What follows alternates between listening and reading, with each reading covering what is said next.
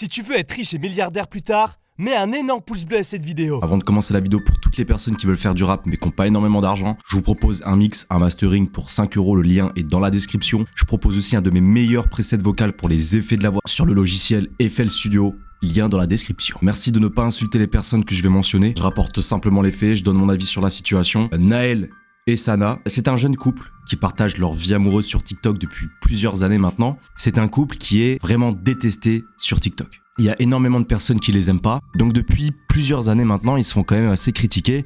Et malgré tout ça, il y a énormément de TikTokers qui les ont défendus en expliquant que voilà, même si on n'aimait pas forcément leur contenu sur TikTok ou ce genre de choses, eh ben, il ne fallait pas attiser la haine envers eux. Ils ont été accusés d'avoir fait la promotion d'une énorme arnaque à la Ponzi. Alors qu'est-ce qu'une arnaque à la Ponzi? Et je pense que c'est important de comprendre aussi comment marche cette arnaque. Je suis tombé sur un TikTok d'un mec qui explique parfaitement quel est ce genre en fait d'arnaque, comment ça marche, comment ça fonctionne. Ce sont des escroqueries qui sont très connues depuis des années. Et donc ça ressemble à ça. Mec, je te garantis 20% de rendement annuellement. Il suffit juste de m'avancer 10 000 €. Ah bon? Ça m'intéresse. Et c'est fiable au moins? Mais bien sûr que c'est fiable. La seule condition, c'est de me ramener un maximum de personnes, d'en parler autour de toi, parce qu'un rendement de 20% garanti annuellement, tu trouveras ça nulle part ailleurs. C'est génial ça, vas-y c'est bon, je vais en parler avec des potes, je vais chercher l'argent pour ma part, et on te ramène tout ça.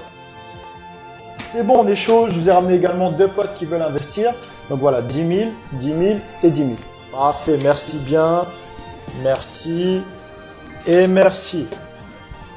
On se revoit dans un an les amis. Bonjour, merci. Bonjour, merci. Bonjour, merci. Bonjour monsieur, je vais récupérer mon argent et mon bénéfice. Bonjour, alors oui, bien sûr, vos 10 000 €, plus comme prévu les 20% que je vous avais promis. N'oubliez pas, hein, pour rester éligible au fonds, il faudra recruter minimum 3 personnes. D'accord? Tenez. Wow, c'est réel en fait. Bah, vous savez quoi, je réinvestis tout, comme ça l'année prochaine j'en aurai plus. Tenez. Ah bah c'est génial, vous voyez, vous faites des bons choix. Bonjour, merci. Bonjour, merci. Bonjour. Bonjour, merci.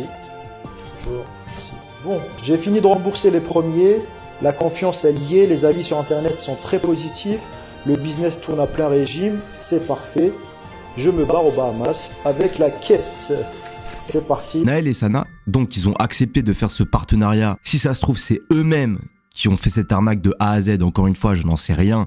Mais on va partir du principe que ils ont accepté de faire ce partenariat-là, donc de faire la promotion d'un Telegram. Un Telegram justement qui incite les personnes à investir, comme je vous ai montré dans le TikTok précédent.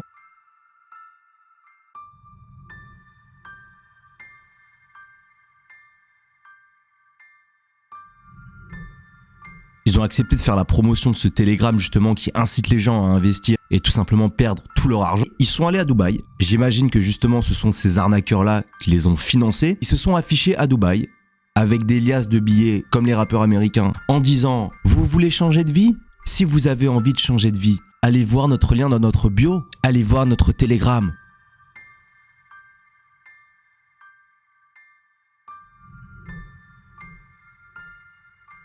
Ça a fait énormément de bruit, ils se sont fait boycotter dans tous les sens, il y a eu énormément de TikTok à leur sujet. Naël, le mec du couple, il a pris la parole en expliquant que non, c'était pas un arnaqueur. Et je me suis dit, bon, il va se défendre, il va s'expliquer et il va sûrement dire qu'il était même pas au courant qu'il avait fait la promotion d'une escroquerie et qu'il pensait que c'était quelque chose de fiable. Voilà, ça peut arriver, c'est déjà arrivé que certains se fassent avoir par ce genre de choses. C'est-à-dire qu'ils acceptent un partenariat et ils prennent pas le temps de fouiller, de savoir ce que c'est et tout, et ils se font avoir. Non, pas du tout. Il s'est pas du tout défendu de cette manière-là et il a sorti cette vidéo. Et que je ne suis pas un arnaque. J'ai jamais fait ça de ma vie, j'ai jamais essayé de prouver un truc en faisant ça. Maintenant je vais le faire. Sur Allah le Tout-Puissant, Wallah que je n'ai jamais arnaqué et que je ne vais jamais arnaquer quelqu'un et que je ne suis pas un arnaqueur. Voilà, maintenant vous pouvez me laisser tranquille. Le reste c'est entre moi et Allah. Là je viens de jurer, c'est-à-dire là devant moi il y a le Coran. Genre je sais pas, vous voyez, je viens de faire l'oudou, j'ai juré. Maintenant c'est entre moi et Dieu. Laissez-moi genre endormir toute cette histoire. Je me dis mais c'est pas possible. Est-ce que le mec il fait exprès? Est-ce que c'est un sketch? Est-ce que c'est un troll? Le mec prend le Coran et il jure avec le Coran devant lui. Donc en fait, juste en faisant ça, t'as juste prouvé à tout le monde que t'étais au courant de l'escroquerie. Parce que t'aurais pu te défendre. donner des arguments, en expliquant telle ou telle chose. Non, en fait, juste en faisant ça, déjà, c'est un énorme manque de respect à tous ceux qui pratiquent leur religion. Tu leur manques énormément de respect à tous les musulmans. J'ai l'impression qu'il a fait comme Benjamin, mais sans s'en rendre compte. Si vraiment t'en savais rien, je pense que tu l'aurais prouvé de A à Z. Non, toi, t'as juste décidé de prendre le Coran et de jurer. Rappelons-le quand même que cette arnaque-là a détruit des vies. Littéralement. Donc il y a deux possibilités. Première possibilité, ils ont accepté le partenariat, ils se sont fait payer, ils sont partis à Dubaï, ils ont accepté de faire ces vidéos avec les billets en disant « Allez voir le télégramme de notre bio !» Ils n'ont pas pris la peine de regarder qu'est-ce que c'était vraiment et on va dire qu'ils n'étaient pas au courant que c'était une réelle escroquerie.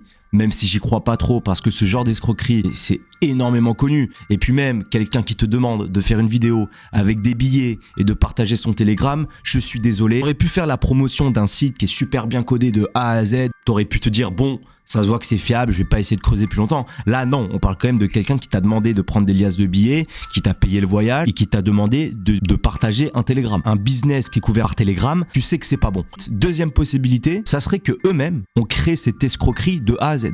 C'est-à-dire que c'est eux-mêmes qui savaient ce qu'ils faisaient. Dans ce cas-là, si c'est vraiment le cas, c'est extrêmement grave et il faut qu'il y ait une enquête policière pour moi. Ça, c'est clair et net. Il y a des gens qui ont mis fin à leur jour parce qu'ils étaient tombés dans ce genre d'escroquerie. De ce que je vois, c'est que la manière dont ils se défendent en disant « Mais non, je suis pas un arnaqueur, les gars !» Voilà, même le micro se sent pas bien, montre à quel point ils savent pas quoi dire. Si sincèrement ils étaient pas au courant de l'escroquerie, je pense qu'ils l'auraient prouvé de A à Z. Ils auraient pris le temps justement de montrer aux gens, regardez, on s'est fait avoir, nous aussi, on savait pas. Bon, il faut qu'il y ait une enquête policière. Savoir si c'est eux-mêmes qui auraient mis en place tout ça à deux. Dans ce cas-là, ils peuvent prendre des années de prison pour ça, rappelons-le quand même. Rompe soldat résistant.